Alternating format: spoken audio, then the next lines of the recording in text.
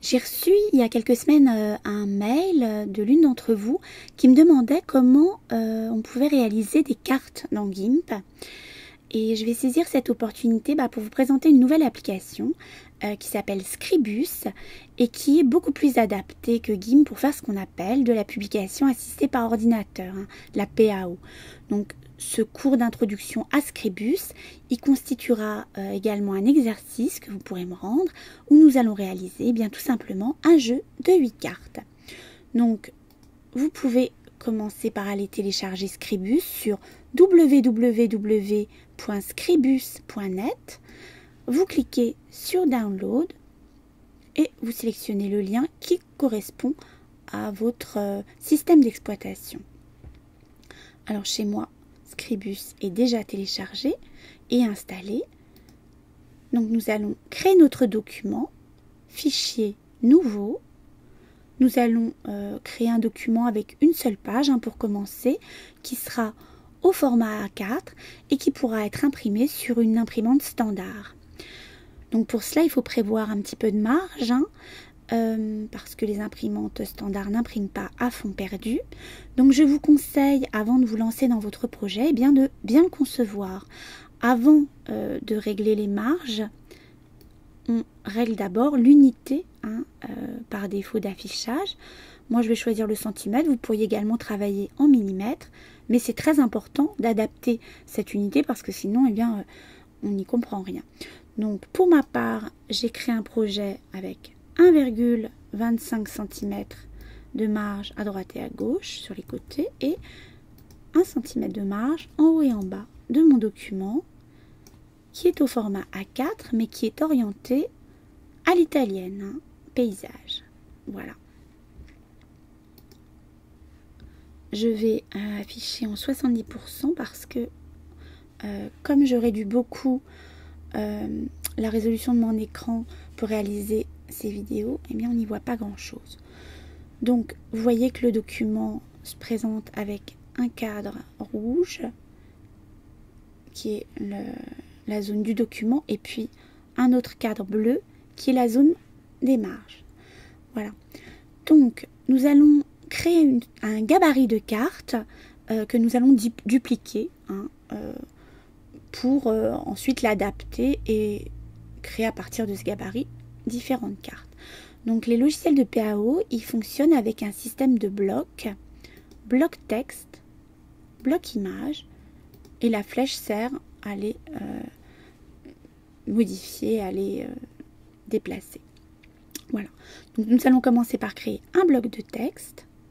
Alors, il suffit de cliquer, de régler la largeur et la hauteur du bloc, donc 6,8 par 9,5 pour mon projet.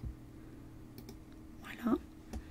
Et je vais ensuite dans la boîte des propriétés. Alors, si cette fenêtre n'est pas ouverte, vous allez dans Fenêtre et vous cliquez sur Propriétés. C'est là que tout se passe. Donc, dans X, Y, Z, je vais régler la position de mon image. Donc, 1,25 cm à gauche et 1 cm en haut. Voilà, ça c'est son positionnement. Et là, vous voyez, j'ai sa largeur et sa hauteur. Voilà. Je vais ensuite lui appliquer une couleur. Alors, pour cela, je vais d'abord aller créer les couleurs que je souhaite appliquer dans mon document. Donc, vous avez vu, j'ai fait édition, couleurs. Alors, il y a un certain nombre de couleurs paramétrées par défaut. Les couleurs quadrichromie, les couleurs RVB, et puis un certain nombre de noirs avec plus ou moins de densité. Je vais pour ma part créer deux nouvelles couleurs. Un rouge quadrichromie avec 10% de noir pour qu'il soit un petit peu plus foncé que le rouge par défaut. Donc je vais mettre 10% de noir, voilà. Et puis un bleu avec 100% de cyan, un bleu un petit peu jaune, 30% de jaune et 40% de noir pour le foncer un petit peu. Voilà. Donc j'enregistre mes couleurs. je vais donc appliquer à ce bloc la couleur jaune. Et vous voyez que je pourrais également, alors là, vous voyez, c'est le pot de peinture qui est grisé. Donc la couleur que j'applique, c'est à tout mon bloc. Mais si je sélectionne le pinceau, eh bien la couleur que je sélectionne va être appliquée à la bordure, vous voyez, de mon bloc. Alors, à vrai dire, je n'ai pas tellement envie d'appliquer de couleur de bordure, donc je fais aucune. Je vais maintenant créer un nouveau bloc que je vais superposer sur le premier, et il va s'agir là d'un bloc image dans lequel je vais intégrer l'image que je souhaite mettre sur ma carte. Alors, ce deuxième bloc va être un peu plus petit, il va faire 5,6 par 7,2 cm. Voilà. Alors, vous voyez que lorsque je sélectionne mon bloc, eh bien, je peux le déplacer. Donc là, je vais régler sa position à 1,80, à peu près à 6 mm en fait de mon bord. Donc voilà, et 1,6. Voilà. Mais si je double-clique sur mon bloc, eh bien, vous voyez, j'ai une boîte de dialogue qui s'ouvre parce que ça me permet d'interagir avec ce qu'il y a à l'intérieur de mon bloc. Donc là, comme il s'agit d'un bloc image et je n'ai pas encore intégré d'image, eh bien, automatiquement s'ouvre une boîte de dialogue qui me permet de sélectionner une image sur mon ordinateur. Donc la personne qui m'avait écrit, elle travaillait, il me semble, sur des cartes avec des plantes pour un projet pédagogique. Et moi, j'ai choisi d'utiliser des illustrations que j'ai réalisées pour un projet sur la peur.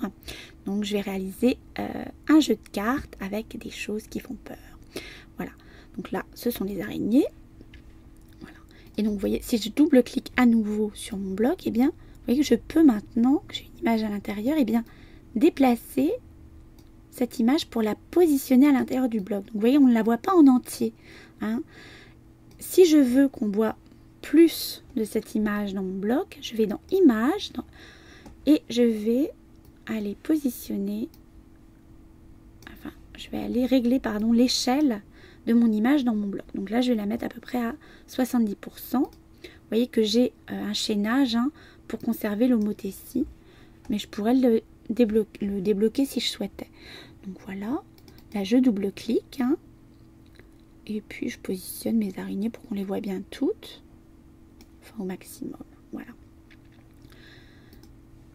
Alors, ah oui, la personne aussi qui m'avait parlé de son projet, elle crée des cartes avec des images de forme arrondie. Donc je voulais vous montrer qu'on peut faire ça très facilement dans Scribus. On sélectionne l'onglet forme et puis on applique un angle d'arrondi à l'objet. Voilà, vous voyez, c'est très facile.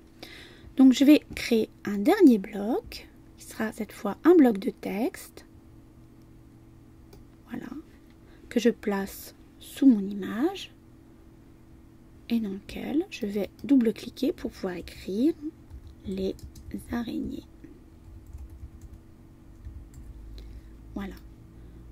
Je peux ensuite, donc je sélectionne ce texte, et puis dans le texte, je peux aller régler bien le corps, qui est un peu petit, voilà, pour que ce soit plus lisible. Ah pardon, je resélectionne, j'ai désélectionné par inadvertance, voilà. Et puis je pourrais choisir une autre typographie, je ne vais pas le faire, celle-ci me convient. Je pourrais également appliquer une autre couleur, là c'est noir, mais je pourrais par exemple mettre ma typo en rouge, vous voyez, lorsque je désélectionne, je vois, je vais aller la remettre en noir, je préférais. Voilà, allez.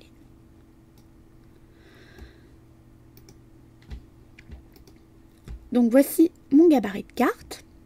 Ce que je vais faire maintenant, je vais sélectionner en cliquant glissant tous mes objets et je vais les grouper. Voilà. Je vais un petit peu réduire la fenêtre pour avoir plus de confort. Je vais maintenant copier et puis, oups, pardon, non, c'est pas ce que je voulais. Je voulais non pas le couper mais le copier et le coller. Donc là, ça ne se voit pas parce qu'il se positionne sur le dessus, mais j'ai un deuxième objet que je peux positionner à côté. Voilà. et à 1 cm. Voilà. Je vais maintenant sélectionner les deux objets et je peux également faire pomme C, pomme V puisque je suis sur Mac et que à la différence de GIMP, sur Scribus, on peut utiliser la touche pomme. Si je suis sur PC, je fais CTRL C, CTRL V. Voilà, et donc, vous voyez, ce qui est un peu troublant, c'est qu'on ne voit pas qu'il y a un nouvel objet, mais si on clique glisse, eh bien, on voit que ça s'est bien copié-collé. Hein. Donc, je positionne mes objets. Voilà, ensuite, je les sélectionne. Et à nouveau, je fais pomme C, pomme V, CTRL C, CTRL V si vous êtes sur PC. Et je les positionne donc à 1,5, 1,25. Oui, moi je connais mes codes par cœur parce que je les ai établis dans un document préparatoire en fait. Voilà, et à présent que j'ai mes 8 cartes, eh bien je vais pouvoir effectuer des modifications sur chacune d'entre elles. Donc je vais par exemple aller modifier. Oups, ah oui, là c'est la bordure, non, aucune. Ah non, j'ai oublié une chose très importante. Avant de pouvoir effectuer des modifications, il est impératif de dégrouper les objets. Sinon, je ne peux rien en faire. Donc, voilà, je sélectionne mon bloc. Voilà, et je modifie non pas sa couleur de bordure, mais sa couleur de fond. Je vais également aller importer une nouvelle image. Donc je fais fichier, importer une image. Voilà, je vais importer la forêt. Je vais régler la taille de mon image dans mon bloc. Je vais mettre à 60%. Et je change mon texte pour... Oh, tiens, une chose que j'aurais dû faire, je trouve que ce sera mieux visuellement. Je vais aller centrer mon texte. Voilà. Et là également. Donc je vais écrire la forêt.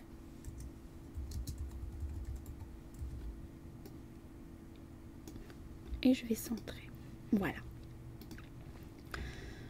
Donc, il faudrait que je fasse ça pour toutes les autres cartes, mais on va enregistrer. Voilà, on va appeler ça 2 underscore carte. .sla, donc .sla, c'est l'extension fichier de Scribus. Voilà. Et je vais aller ouvrir un document que j'ai préparé au préalable. Voilà, et sur laquelle j'ai finalisé mes cartes. Comme ça, ce tutoriel ne se traîne pas en longueur. Une fois que vous avez terminé votre projet, il ne vous reste plus qu'à l'exporter au format PDF. Hein, c'est le format dans lequel vous devrez me le rendre. Donc on fait fichier, exporter, enregistrer en PDF. Ou avant de faire ça, je vous montrerai comment on peut visualiser le projet sans les repères. Il suffit de cliquer sur l'œil. Voilà, et il vous affiche le fichier tel qu'il sera à l'impression. Voilà, donc fichier exporté, enregistré en PDF. Voilà, vous pouvez garder le paramétrage par défaut. Voilà, et on enregistre. Voilà, c'est un petit peu long et comme ça me laisse quelques instants pour vous dire au revoir et travaillez bien. À bientôt.